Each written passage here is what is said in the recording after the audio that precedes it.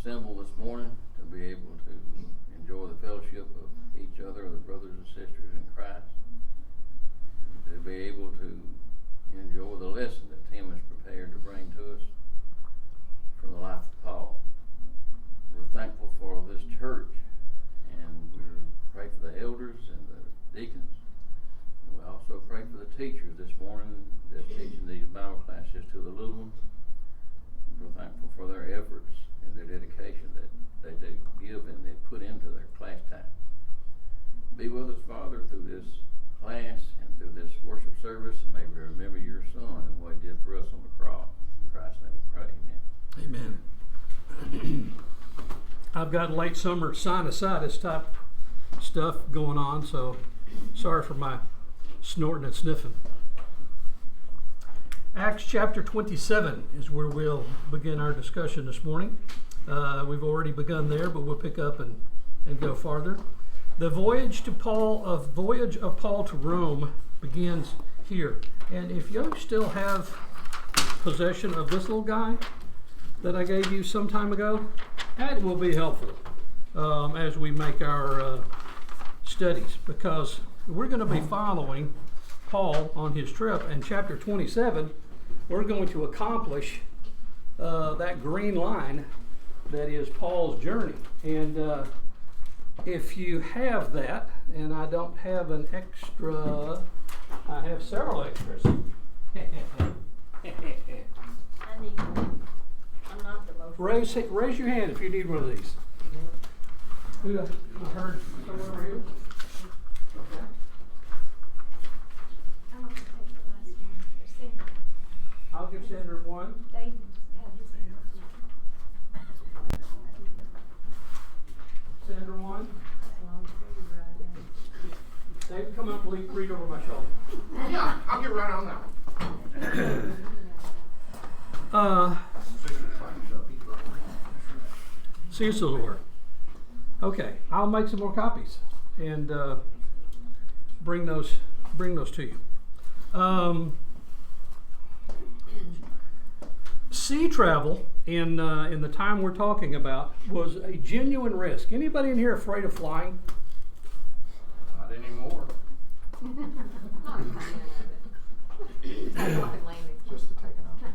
Just the taking off and landing, everything in the middle is fine? Hey, bro, I'm with you. I understand. I understand completely. Why? I don't know, because some joker wants me to look out the window. Oh, look how cool that is. Why are you afraid of flying? You don't trust it because we don't really know enough about it. You'll have to say it again, Bubba. There was a whole lot going on. We don't really trust it because we don't probably know enough about it. Okay. There are things that are out of our control. You know, statistically speaking, and I don't know how comfortable you are with statistics, but statistically speaking, air travel today is far safer than any other mode of transportation. It's safer than riding a horse. But I had this irrational fear of the bottom of the plane falling out and my chair falling, my seat falling. That is an irrational fear. It is totally irrational, but I can't get over it. The likelihood. Okay, let's not go to likelihood. No. We'll put it this way. Let's run a risk on it. The likelihood that you having a malfunction on a flight, plane flight, is very low. But if you do, the consequences are very devastating. You fall for Because it. generally, You're all in. you're gonna, maybe one or two people get hurt or killed in a car accident. 200, 300, 400 of them get killed in an airplane crash. So it's the way you perceive it. There is a perception issue, but The risk goes up if Putin don't like you. If you started a coup one time, I mean, it's they bad. would be glad that guy was on a plane with just 10 people, because it'd been a couple of hundred, or been a couple of hundred crashes. I was surprised it took as long as it did for it to happen. Sorry, we derailed you there. that's okay. We're going to have some discussion this morning regardless. But even though I had that irrational fear, it would not stop me from getting on an airplane right now. Would it stop you from getting on a ship 2,000 years ago? I don't know about that. Wood floats. Do you know how many shipwrecks of ancient ships have taken place? They're all over the Mediterranean. thousands and thousands. I was reading an article, and it said some archaeological group went and found 22 wrecks in one day on their searching. And in this particular area, they ended up with over 500 ships in this region that they were looking at. Now, none of those people leaving from the port of wherever they started intended for there to be a problem, but there was. You're at the risk of the weather, and the weather, when you're talking about sea weather, is far more uncertain than there is for any other kind. Airplanes have issues with weather as well. That is a contributing factor to a lot. And in the early days of airplane travel, weather was the biggest factor in their safety. So there have been a lot of improvements to mitigate that with equipment and other things, but you can't do anything about the sea. So for Paul to get on a ship and go anywhere, or for anyone else to get on a ship and go anywhere for that matter, was truly a risky undertaking.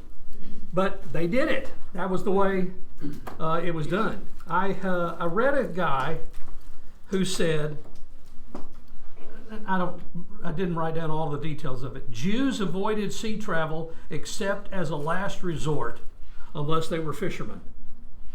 They were fishermen, but fishermen, as a rule, were in small ships very close to the shore, and if something happened, you could easily get back. You didn't have there wasn't a high death rate with fishermen.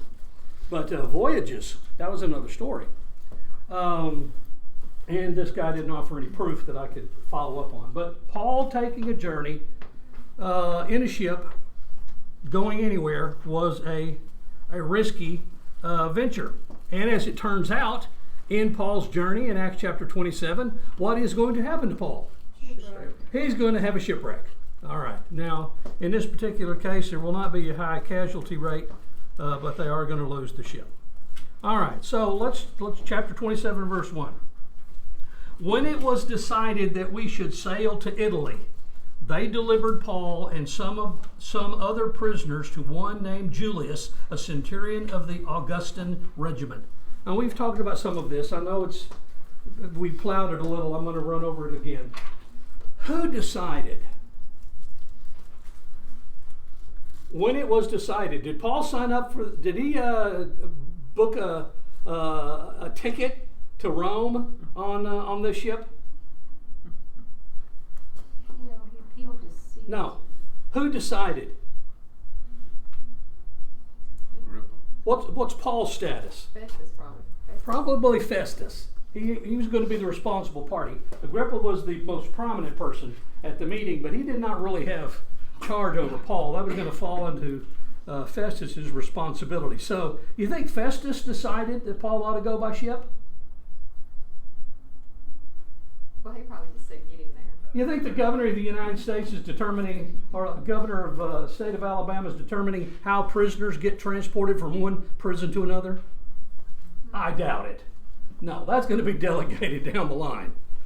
Get this man to Rome, and someone else is going to have the responsibility. And somewhere down the line now this would have been political/military responsibility. So this is government work here.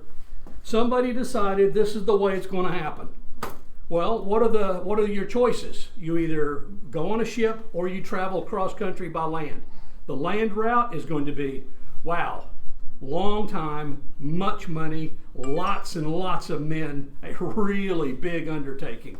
So the best route is to put Paul with his group on a ship and carry him to Rome in that way. So they decided it was going to be done. They delivered Paul. And who else? Other prisoners. Okay, so Paul's not the only one making this trip. There are other people who are going to have to go. They're in the legal system, and they're on their way to Rome for various reasons.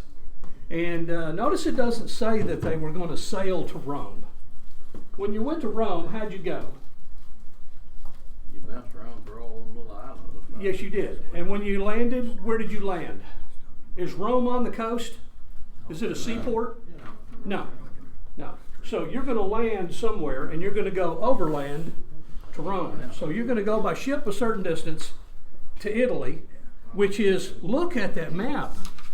in terms of the backside, well, front or back, the larger one gives you a little bigger picture, shows Italy on there. The front one side doesn't.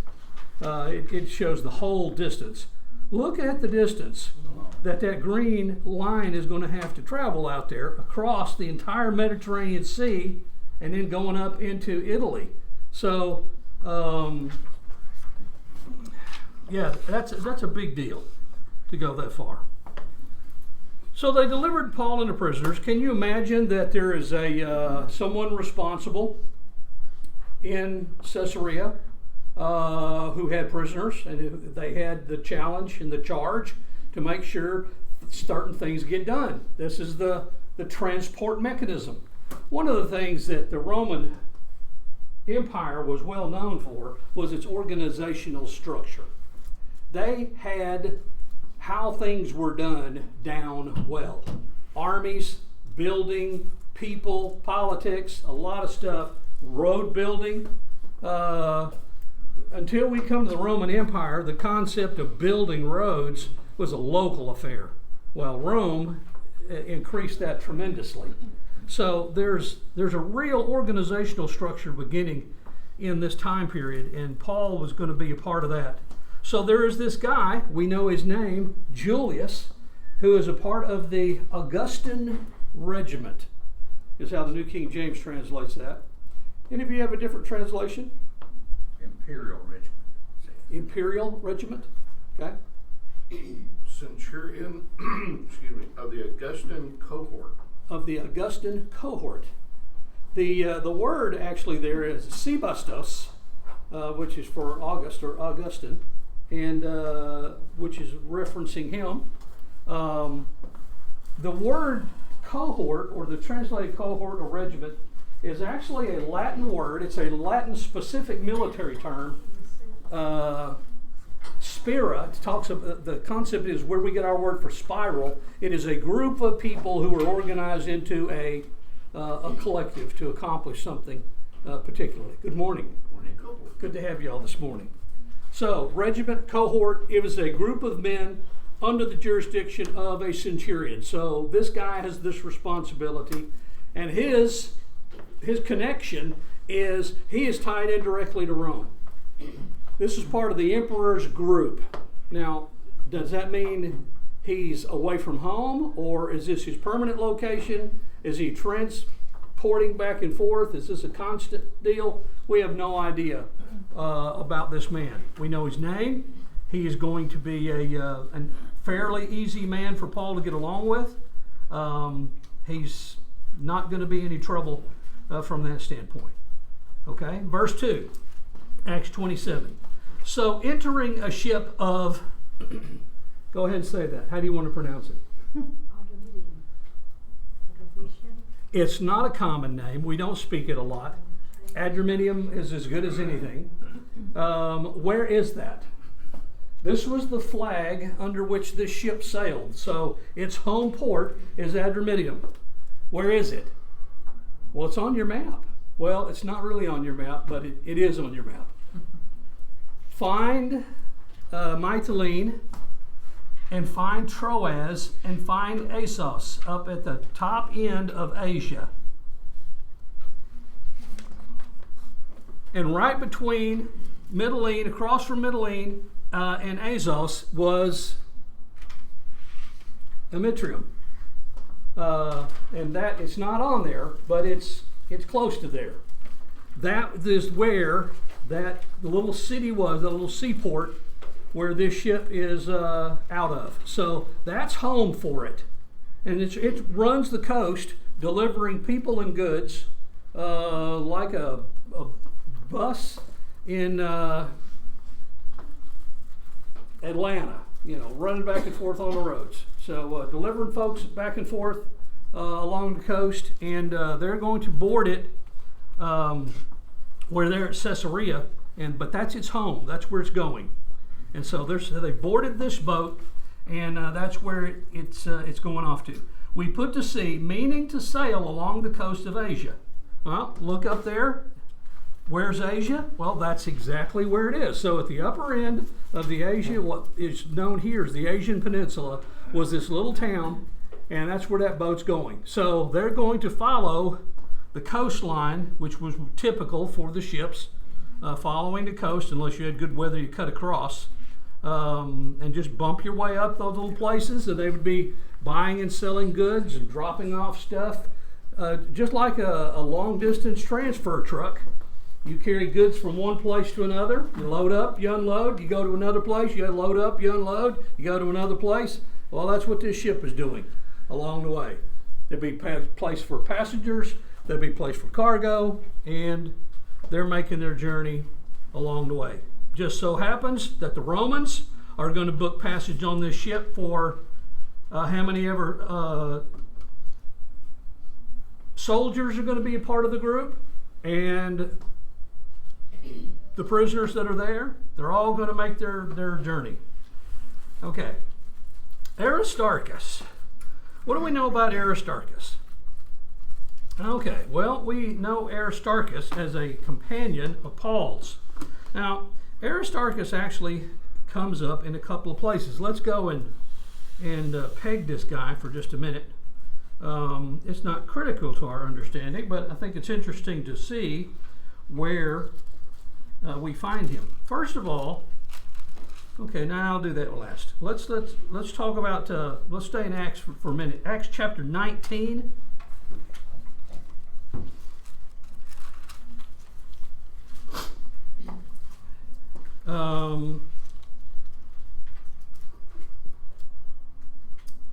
Paul is at Ephesus, and they are how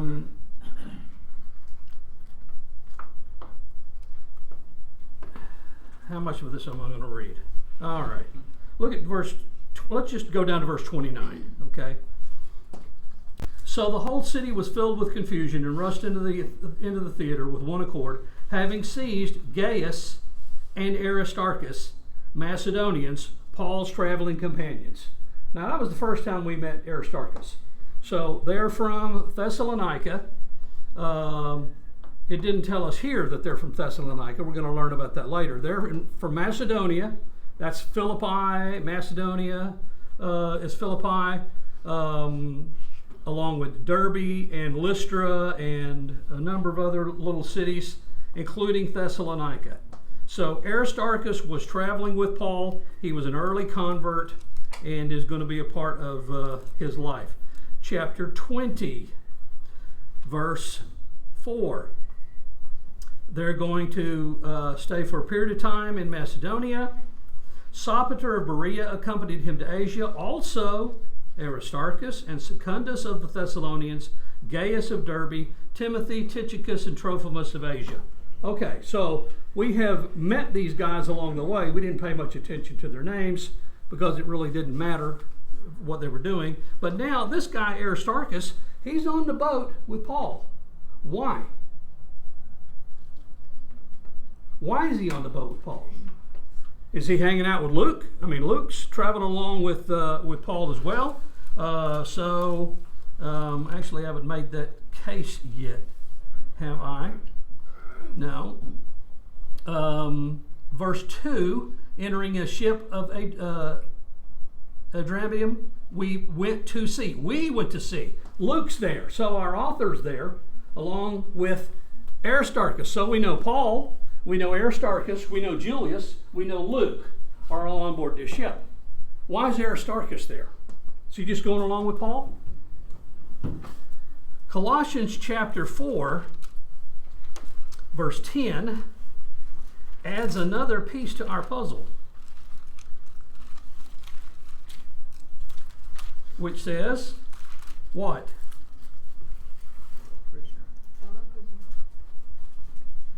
Aristarchus is in prison with Paul. So is the reason he's traveling here because he's one of the fellow prisoners being transferred to Rome? Or does he get picked up at another time? We don't know. All we know is that when Paul writes in Colossians that he's in prison, Aristarchus is also in prison. So here's our guy traveling along together. So that kind of closes our loop a little bit and understand something of the people that are going along the way. Verse 3. They went to sea and they're planning to sail along the coast. Verse 3. The next day we landed at Sidon. Look on your map. You can see just up on the coast. This helps to go to the smaller one. From Caesarea Maritima up the coast to Sidon. Sidon was a part of what geographical area? We would look at all of this and call it what? Palestine? Sidon probably would fall into what would be modern day Libya. No, I'm sorry, Lebanon. I had a geographical moment of weakness. Lebanon is what I meant to say. And but Sidon was not a part of the Jewish territories per se. Sidon was a part of what was known in that period of time as Phoenicia. So as you move up the coast, you've got these regional areas, and when the church was involved in when the gospel was spreading, part of the process of the spread of the gospel was through these areas, and Phoenicia was an area where the gospel went through, and probably there were Christians there at that time. Chapter 15 has a fresh statement in there about the message, the letter going up through the Phoenician churches, but I'm not going to go make a connection to that at this point. But going up to Sidon, they pull in. Now, verse 3 tells us something about the relationship that Paul has with this. How do we describe him? What is he? Is he a prisoner? Well, he was in chains before. Is he in chains? No, I mean when he was in front of Festus and he was in chains. Is he chained now? I don't think so. Probably not. I think they don't see him as committing any Roman crime. Any crime as a Roman. So the first time we find Paul in chains is going to be in Acts chapter 20, when he's talking to the Jews and he's in Rome. He's made it all the way and they come to see him, and he refers to the fact that he is in chains. So when he gets to Rome, he has his own house and he's under house arrest, but he's chained and he's got a guard there. So Paul's in chains at that point. What is his status now? There's no reference to any guards. There's no reference to chains. Doesn't mean they weren't there, and sometimes you can get in trouble making it. This is called an argument from silence. The fact that it's not there or not described doesn't mean it's not there. But the fact that Luke was there and doesn't talk about it seems to be unlikely that he was chained. Now, they come to Sidon, and it says Julius. And isn't it interesting that we have the first name of this guy? I mean, he's not going to call the centurion again. You're going to know. It's almost like you're on a personal friend basis. Julius treated Paul kindly and gave him liberty to go to his friends and receive care. Where?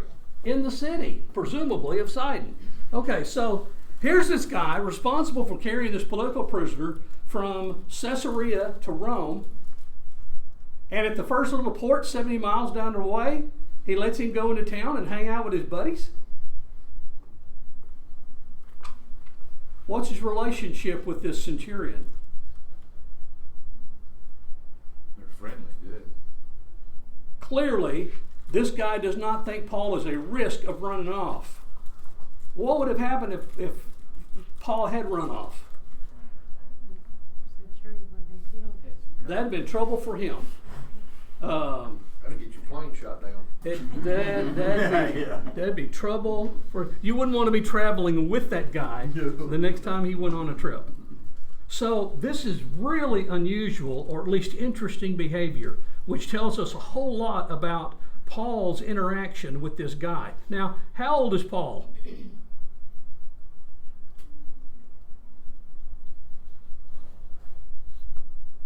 the word we're looking for is not young. Okay, how old is this guy Julius, the centurion? He may have been young. There's a good possibility that these were sometimes younger soldiers who were put in positions of taking care of folks. At any rate, this guy does not perceive Paul to be a threat, and Paul is going to have the opportunity to interact with him directly, and he's going to take advice from him later on in this chapter when they have the shipwreck. You're going to see a real friendship.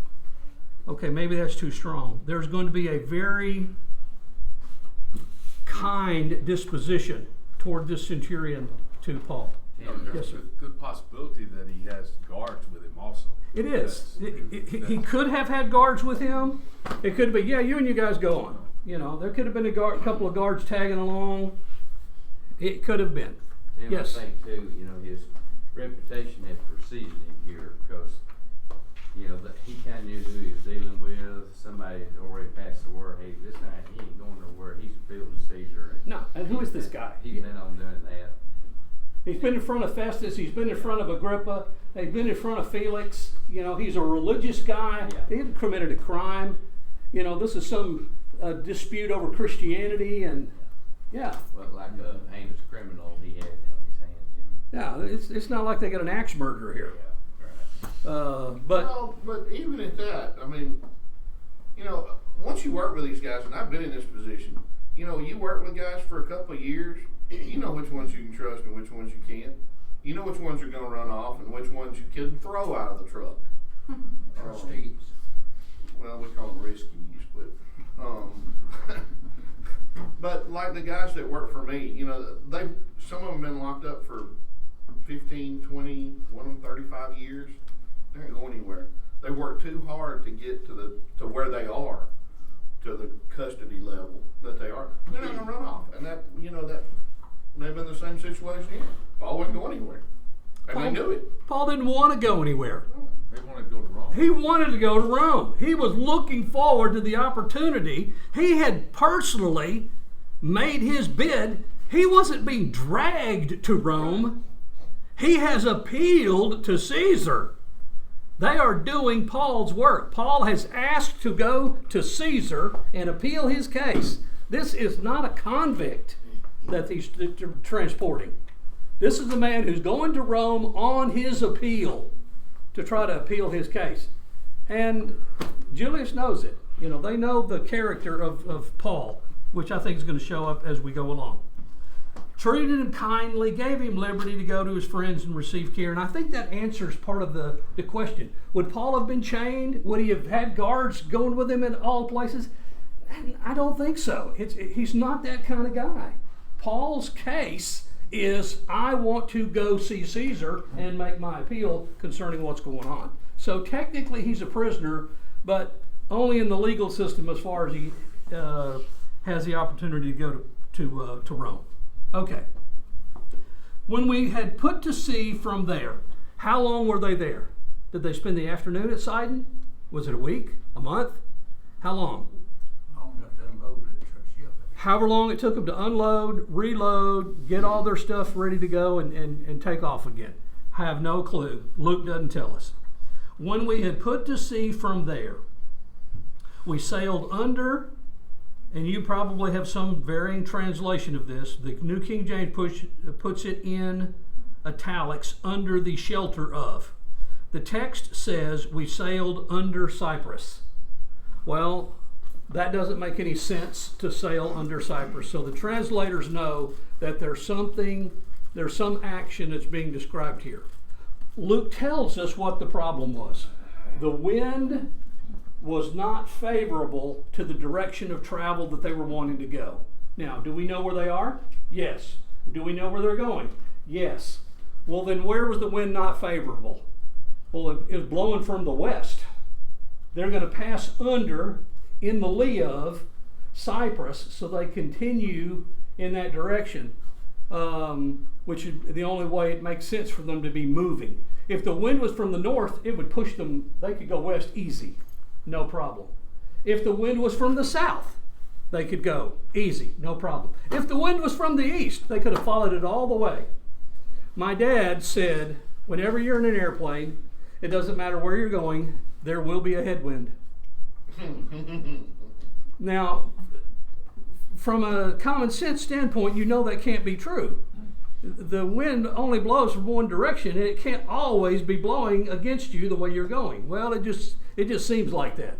When you're in a boat, maybe that's the way it is too. It's always a headwind. Well, so they're fighting around Cyprus, trying to stay where they can make their way. And if the map is right, if the line is correct, that this goes above to the north of and follows the coast and goes over to Myra. Myra is where we know they're going. That's where they're going to land. They're around Cyprus. They're using Cyprus as a break from the wind. From what direction would the wind have to blow to use Cyprus as a break? I don't know, but that's what they're doing. Sailed around Cyprus because the winds were contrary.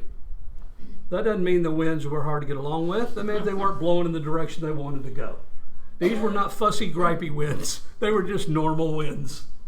But they weren't going the way they want. Sometimes winds work for you, but not often. One Thanksgiving, Libby and the kids had gone over to Atlanta by themselves, and I was unable to go for whatever reason the whole time, and so I just came for Thanksgiving Day. And left for Moontown in a little airplane that would only fly about 110 miles an hour. You know my ground speed was going to Atlanta? 175. About like being on the interstate. There you go. Sounds like I-75. 175 miles an hour. Yeah. The fastest I was ever in that little plane. And you just never get a tailwind like that.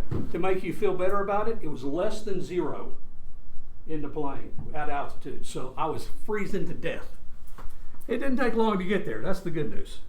But the wind was against them. They were pushing against it. When we had sailed over the sea, which is off Cilicia and Pamphylia, we came to Myra, a city of Lycia. All right. Normally, when you read those words, you go, what, where, how, who cares? Okay, look at your map.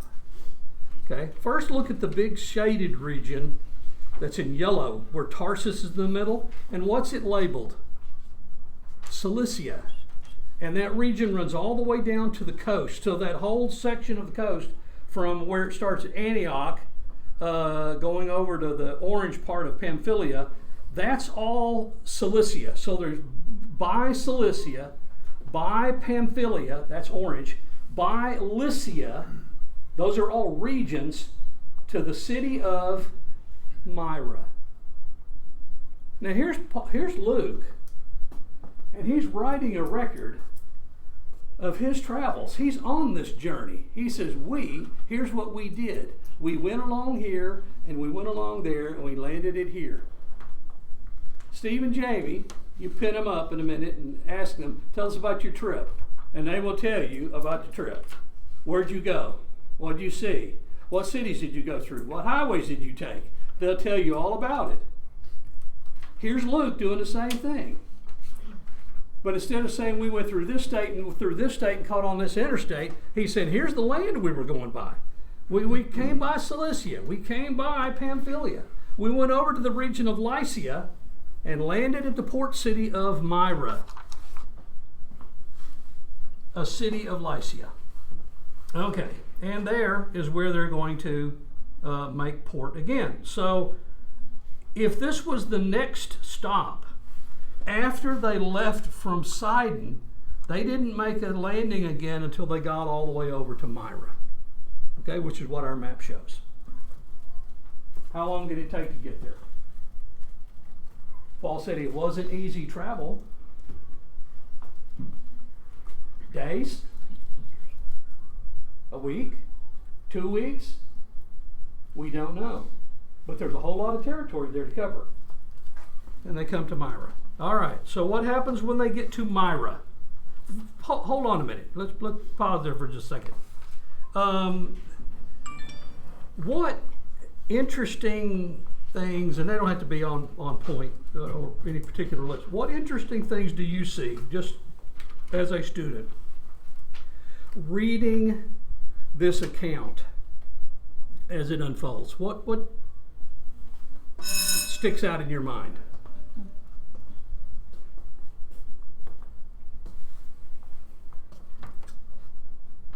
There's a lot of attention to detail of all these different places that Luke recorded about. Okay?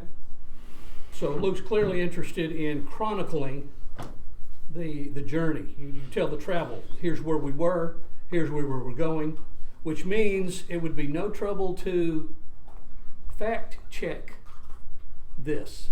Now, what would be necessary in order to write accurately about this region? You have to have knowledge of it.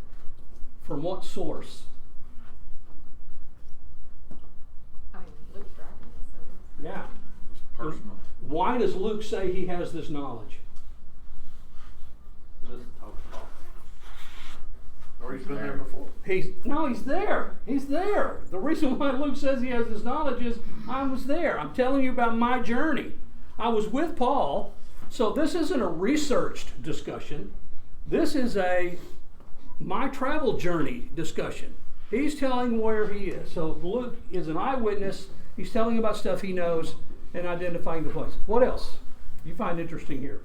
I find it We got to bed. We're not going forward. the distance that they had to travel. According to this green scale of miles you got, there's a long way. Yeah, how many miles? Well, I estimate that would be well over 300 miles at least. On the other side, I've got a legend. So look on the other side, and what kind of distance would it take to get to where we're going? Follow the green line up around Cyprus and over to Myra. About 1,500 miles at least to get to Rome. Oh yeah, but I'm just talking just to get to Myra. How far have they gone from Sidon to Myra? 6 or 7. 400 to 500 miles by ship, traveling how fast? Well, that varies. How fast the wind blowing? But the wind's Well, they're blowing blowing against against you, them, you're so not it's struggling. going very fast. You know, they may have been going 2 or 3 knots most of this journey. So how long would it take you to do that? It'd take you a long time. Luke has already said the wind's blowing from the west. They're not making good travel. They're using the landscape to try to, or the features of the terrain to speed up their course. This is not an overnight journey. It's going to be days on this ship, maybe weeks on this ship by the time they finally make their journey to where they're going to Myra. Anything else interesting about it stick out in your mind? Well, I wonder about the accommodation. Yeah. I mean, the restroom, you know, how's that? Where do they sleep? How many people are on board the ship? That don't sound like it's a lot. Okay, we're not sure about all of the accommodations that Paul's going to be on, but there's going to be nearly 300 on the ship that goes in the water. Okay, so if this is a similar size ship, you're talking about 275 people or so, where do you put that many people? That's a lot of space. Do you think they all had a room with a view? With their own little porthole looking out They had a view the of side of the something, I'm ship, sure. you know? Might have been livestock. A balcony. Where did you stay in a ship? In the hole down the bottom. What would life have been like on this journey for Paul and these guys? Well, that's one of the strange things I think. There's no detail other than we went from here to here on the ship. And how we got there. Yeah, most people writing would say, you know, we saw a whale, we saw something, you know, but there's nothing. There are 2 or 3 reasons why I would answer that you wouldn't expect to see that on the journey. Number one, this was a normal for them. This was not abnormal. For us, it would be special. Number 2, it wasn't sightseeing. You know, they weren't out there observing nature. That would not have been a feature of their time to describe. It simply wasn't. So it's something we do, but it's not something that they do. Number 3, the Bible has an incredible tendency toward brevity. It's short. The details are often left out. I know that there's a tendency to want to get to the action, to rush in this. Don't rush past 27. Just kind of let it soak on you and think about it. This slow boat ride that Paul has toward his eventual outcome in Rome. Thank you for your time and attention and cooperation and input.